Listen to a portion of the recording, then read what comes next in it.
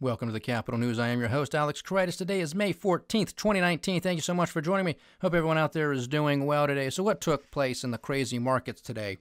Well, they recovered a little bit from yesterday's losses. The S&P closed up 22.5 points. The Dow Jones Industrial Average was up 207. The Nasdaq closed up 87.5 points, representing a 1 percentage point gain. And the Russell 2000, the small cap index, closed up 20 points for the day, representing a 1.3 percentage point gain for the day. Oil now sits at $61. That's WTI. Meanwhile, Brent is at 71, so little movement there in the oil space. Gold, $1,296 an ounce. Silver remains below $15 an ounce and sits at $14.77 an ounce. The 10-year Treasury was up a little bit today, now sits at 2.419%. So 2.419% on Uncle Sam's 10-year bond. And the VIX took a little bit of a nosedive today. The volatility index was down 12 percentage points and sits at $18.06. And real quickly, before we get into some more discussion for today, I just want to correct myself on yesterday's podcast because I do believe when we were going all around the world and giving some of those, I think I said they were year-to-date returns on the global equity markets. It wasn't year-to-date. It was actually a 1 year. So we're talking about from last year, not the beginning of this year, from last year. So I wanted to correct myself there because I think, and I should have caught it as it was coming out of my mouth because some of the returns I just know for a fact have been greater than that. So my apologies there, but I did want to correct myself as we move forward. So again, yesterday's podcast, it was not year-to-date performance. It was actually 1 year's worth of performance. So from today of last year to today. Okay, 1 full year there. Now, some of the news, of course, that brought this market to the upside was, of course, our fearless leader, our tweeter-in-chief, President Donald J. Trump, made some statements. We are seemingly no longer in a trade war. We are in a little squabble with the Chinese. So we've gone from trade war, escalation on our side, and from that of the Chinese, to, oh, no, this is just a little squabble with China. I have a great relationship with President Xi. That's going to continue regardless of what happens. And talks are ongoing. And on cue, folks, these markets rallied, and they closed up what we just read off to you. Now, it's interesting to note, because we have to pay attention to this stuff, the last hour, half hour of trading, which we always talk about, typically what we've been witnessing over the past 5 months has been an increase in buying in the last hour, half hour of trading. Now, there was actually a sell-off in the last half hour to hour of trading across the board. Is this a trend? One day doesn't make a trend, but are we starting to see something? Because this isn't just one day. We started to see this a little bit last week. Of course, that's on the back of the president tweeting over the past weekend, saying these talks are taking too long and blah, blah, blah, blah, blah. We went through that. So is that a one-off because of that event? And so we started to see this, or is a trend going to start to form where, at the end of the day, it just runs out of momentum, or the day traders are taking profits and they want out because they are very skeptical, they're very hesitant, because these markets are disjointed from the fundamentals. It's completely the president.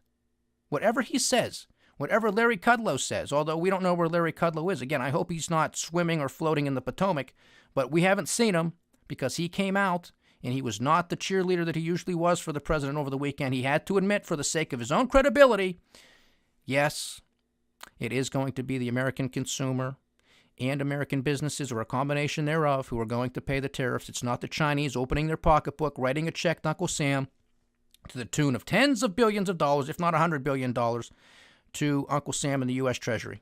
No, we know that wasn't true. We know that's not the case. But that's the spin, that's the propaganda, that's the flat-out lie that is coming from this administration and this president. Something that we do not like here at the Capital News, and I will be posting another article on our website. I will let you know when that's up. It's written today, but there's going to be some editing. Maybe I'm going to add to it, take some things away. It's also going to be a letter that I send directly to the president. Now, whether or not he reads it or not, takes it into consideration, changes behavior, that will remain to be seen. Hopefully he does. But it's a long shot. A lot of people are writing the president. I understand this. Maybe he prefers to read tweets than actual letters. I don't know. But I just feel an obligation to do it. I felt an obligation to write a book, The Cynic's Guide to Investing. It's produced. I have a lot of problems with the Obama administration and our government for generations. Part and parcel, that's why that book was written, along with helping you, the people, try to have a better understanding of how the government operates, how the Federal Reserve operates, how the economy operates, and then how to make prudent investment decisions to benefit yourselves and your families. So same thing rings true here. I have some problems. I talk about them here on this podcast, and now I am going to be writing the president a letter. And what I send to him is what will be posted on the website. I will not be withholding anything except maybe some personal contact information should the president by chance happen to actually read it and say, you know what, this guy makes some sense. Maybe I'll pick his brain for something. That's a long shot, but hey, sometimes truth is stranger than fiction. If that does happen, I will keep you guys posted. But I will definitely keep you posted as to when that letter, that post to the Capital News website. So be sure to check that out when it does post. Now, something else that was interesting, and this was predicted by us here. We knew this wasn't going to go away, but now we had the president once again calling out the Federal Reserve, this time saying, you guys better cut interest rates so we can win this trade war. It's what the Chinese are doing. He again applauds the Chinese and their stimulus program, cutting interest rates, cutting taxes, printing more money, yada, yada, yada. He wants to take cues from the communists. We're not supposed to be a socialist nation. That's what the president himself said during his State of the Union address. Nevertheless, he wants to emulate the Chinese, and now he's calling on the Federal Reserve once again to cut interest rates. But this time, not just so that the stock market takes off like a rocket, but because it will help us win the trade war. Period. End of discussion. I can't make this stuff up. Now, we've also had some members of the Federal Reserve come out for the past couple days this week. Now, I don't think we have to necessarily cut interest rates. So what are we seeing here? Who's positioning for what? Is this another thing for the president to say, how do we interpret this, folks? Seriously, it's very difficult because the president takes to Twitter and announces policy decisions, and we lose $2 trillion in value in global equities in the course of a week. Boom, tweet, gone. That's an abuse of power. Isn't it? Am I being hyperbolic? Is that an exaggeration on my part? Please respond to me. I would like to know, honestly, because this is what's going in the letter. Because I honestly believe this is an abuse of power. Because the president knows he's moving these markets.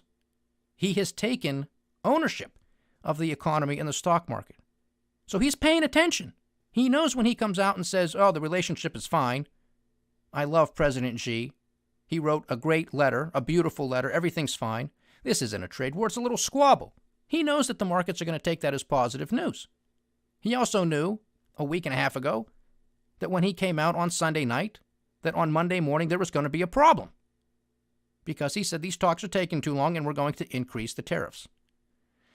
Now the president, I think with this sell-off, has grown a little nervous. Why? Because he has taken title of the stock market.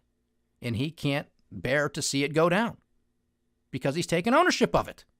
This is why I talk on here all the time about how big of a mistake this was by him and his administration to let him take title of this economy and the stock market. That's what the typical politician does. President Trump is not supposed to be a typical politician. So have we been bamboozled? Is he just par for the course? New boss, same as the old boss? I hope that's not the case. But there are a lot of things that are telling me that is in regards to the economy. If things look good, he takes credit. If they go bad, he's trying to position others to take the fall. It'll be the endless wars. And we talked about that because that's getting interesting with endless wars. Are we going to be messing with Iran now? Check out episode 68A, today's podcast on that, and there's going to be follow-ups on that. So you got the endless wars. You got Iran. You got the stuff going on in Venezuela. You still have us involved in Syria. We're still involved in Afghanistan. Whole bunch of things still going on. We still have political divisiveness. We still have continuing investigations from the Democrats. Remember, these are the 3 points that I talk about here all the time that the president used in his State of the Union to say this is what can derail our economic miracle. Now, over the course of the past couple months, he's been calling out the Federal Reserve much more aggressively. If something goes down, he's going to say it's the Fed's fault because they didn't listen to me. I was out there telling them what to do. Cut interest rates by 50 basis points. Nope. Scratch that. Cut them by 100 basis points. A full 1 percentage point, folks. That's huge. Okay? Because we've been stepping down in quarter points for the past 2 years. Or stepping up, I should say. Finally. Now he just wants to undo basically a whole year's worth and remove 1 percentage point. Interesting. Not only does he want to do that, he wants to embark on quantitative easing number 4, which when he was citizen Trump and campaigned Donald Trump, that was a problem. Now he's president and he wants more of it.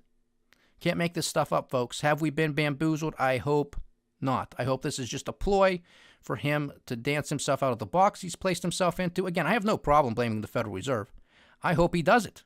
I hope he does blame the Federal Reserve. I would just rather him do it from an educational standpoint and lay out the facts, Jack, and tell everybody why they are problematic and why they need to be dealt with. And in my opinion, they need to be abolished, along with the federal income tax. You want to start solving problems? That's what you do. You get rid of the Federal Reserve, you get rid of the income tax. You really start to see economic growth take off, believe me when I tell you. Could there be some early bumps in the road right off the bat? Sure there could be. It's a complete changing of the system. You want to drain the swamp? That does it, baby. No doubt about it. Now, you got to have some cojones to do it, but if you started to educate the people as to what's actually going on, you'd have a lot of support of the people. And I'm telling you, folks, the way the people follow this president, and I have some issues with that, but the way that they follow him, especially his base, they would eat it up. Whatever this president said, we got to be patient. This is what we got to do.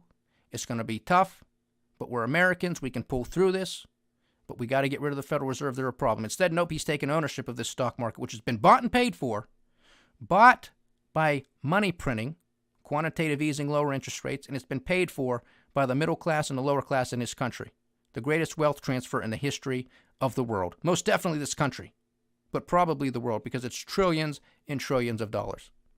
And the president knew this when he was a citizen and when he was a candidate. Now he's the president and he wants more of it. Not good, folks.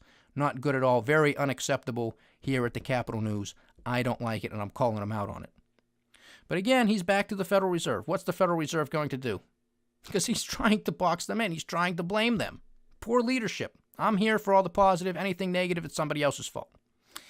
But if we're trying to read between the lines, because you have news out of China where their news media, and of course it's state-controlled, is starting to tell the people of China, hey, you might have to buckle up. We might be in this trade war for the long haul.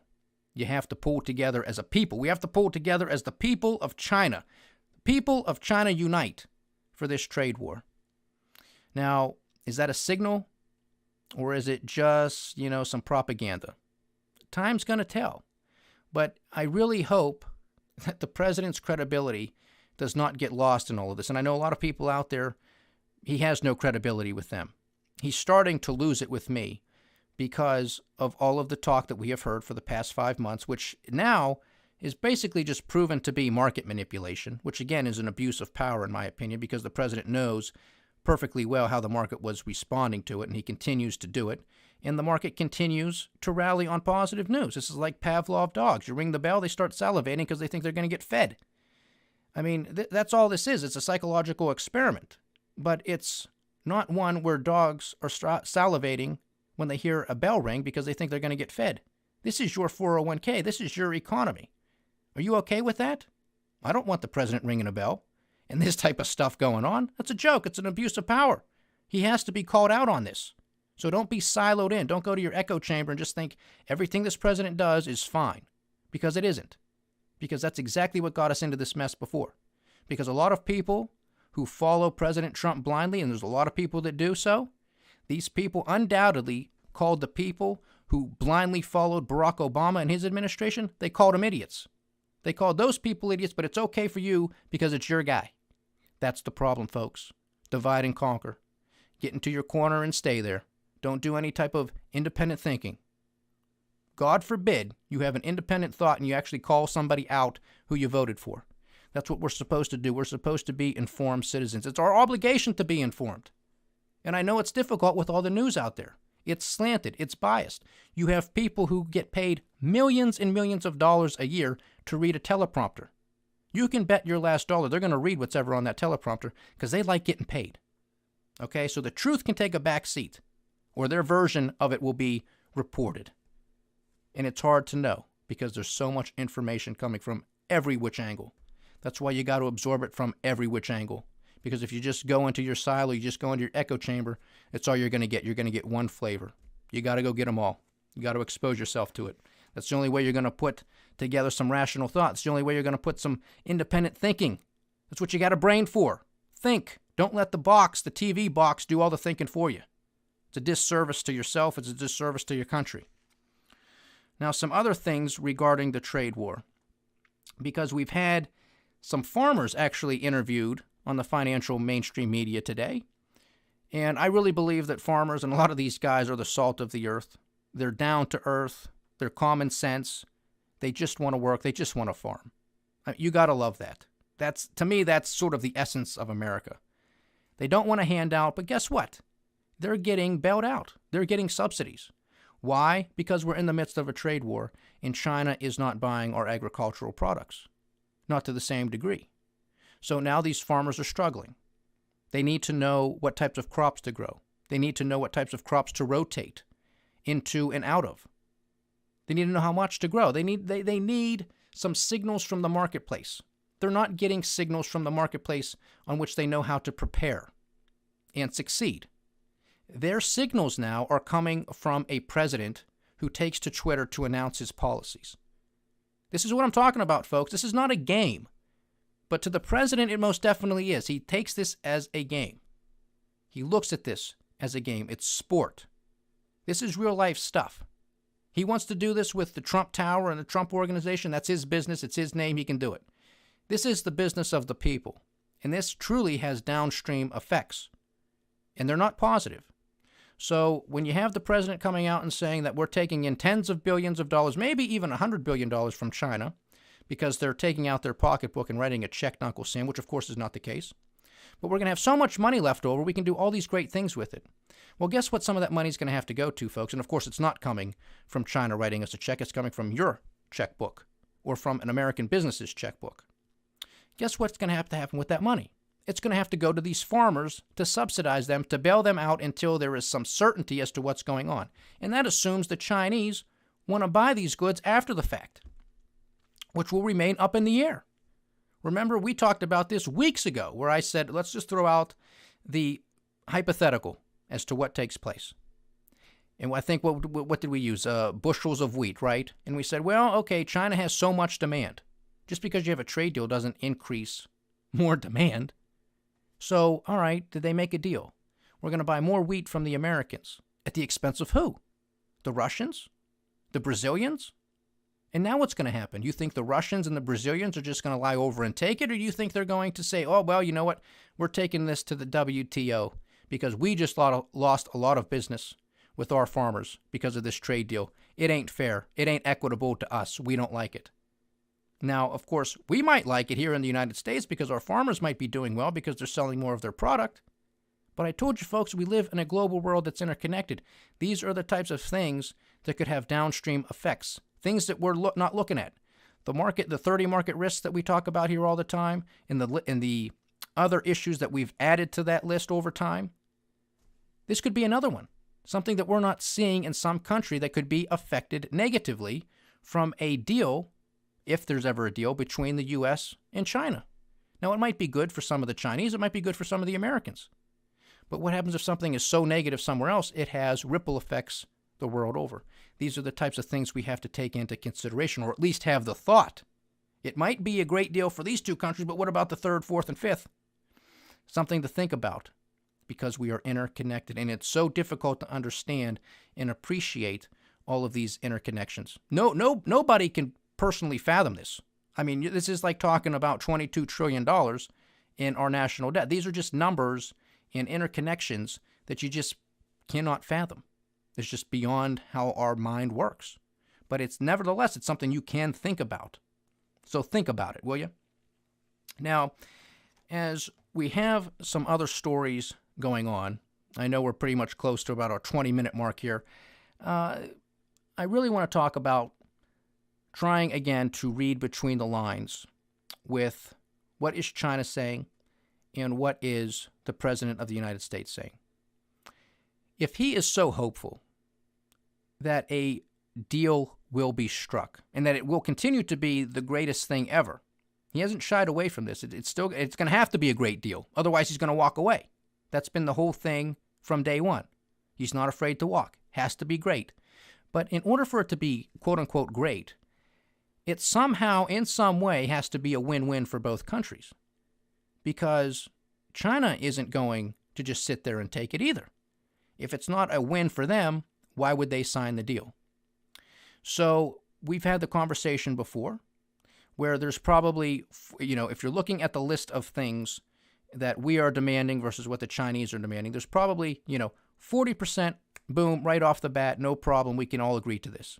Then there's another 40%, okay, it's going to take some back and forth. We're going to have to go to Beijing. They're going to have to come to Washington. We can iron these things out over time. Got those out of the way. It's that last 20%, and that's the meat and potatoes of this whole thing, because it's not just about soybeans and cattle futures. It's about intellectual property. This is the meat and potatoes. It's the forced technology transfers. So when the president comes out and says, yeah, we're going to strike a great deal, which he's had for the past 5 months, and of course we're nowhere in sight of this, and things are escalating, and now he's out saying to the Federal Reserve, follow what the Chinese are doing, cut interest rates, stimulate this economy, which of course is already the greatest one ever, so I don't know why it needs stimulating, but that's his jargon, that's his propaganda. Is there a deal? How bad is it behind the scenes? Does he know that the Chinese are in a position to walk away too? The closer we get to the 2020 presidential campaign and election, quite honestly, November, the Chinese are just that much closer to maybe getting a Democrat that they have to deal with. And this is something that the president has tweeted out. They're waiting for Joe Biden. Of course, he's not going to get elected, he says, and I agree with that. I think the president can still win and probably will. But it's a point.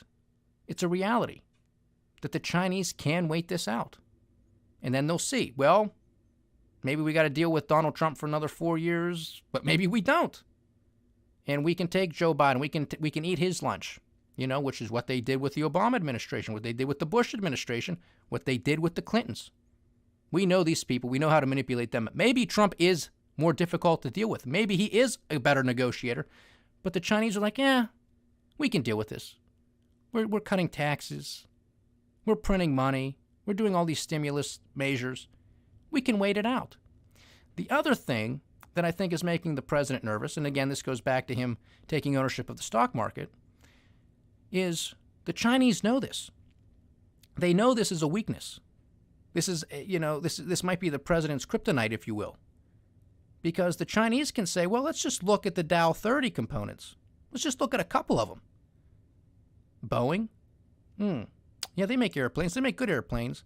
But, we're not going to buy from Boeing anymore. We're going to go buy from Airbus because they make planes and they're good planes and they stay in the air too. Boom. Big sell-off in Boeing. Could happen overnight. With it taking the Dow because of its weighting of how it's comprised in the Dow.